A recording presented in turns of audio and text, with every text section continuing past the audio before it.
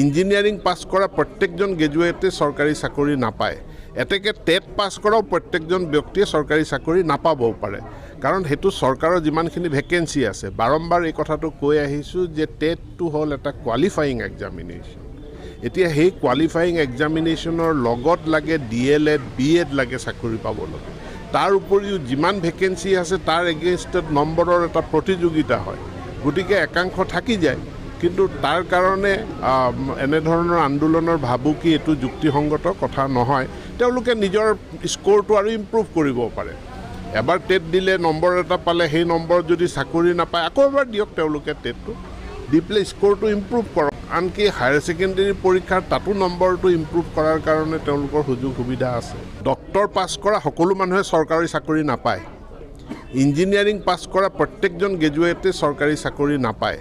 এতেকে TET pass কৰাও প্ৰত্যেকজন ব্যক্তিয়ে চৰকাৰী চাকৰি নাপাবও পাৰে, কাৰণ সেইটো চৰকাৰৰ যিমানখিনি ভেকেঞ্চি আছে। বাৰম্বাৰ এই কথাটো কৈ আহিছোঁ যে টেটটো হ'ল এটা কোৱালিফাইং এক্সামিনেশ্যন। এতিয়া সেই কোৱালিফাইং এক্সামিনেশ্যনৰ লগত লাগে DLED BEd লাগে চাকৰি পাবলৈ।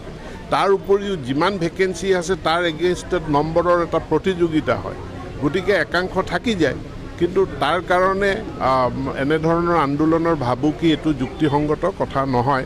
তেওঁলোকে নিজৰ স্ক'ৰটো আৰু এনেধৰণৰ ভিডিঅ'বোৰ পাই থাকিবলৈ প্লিজ চেনেলটো ছাবস্ক্ৰাইব কৰি ল'ব।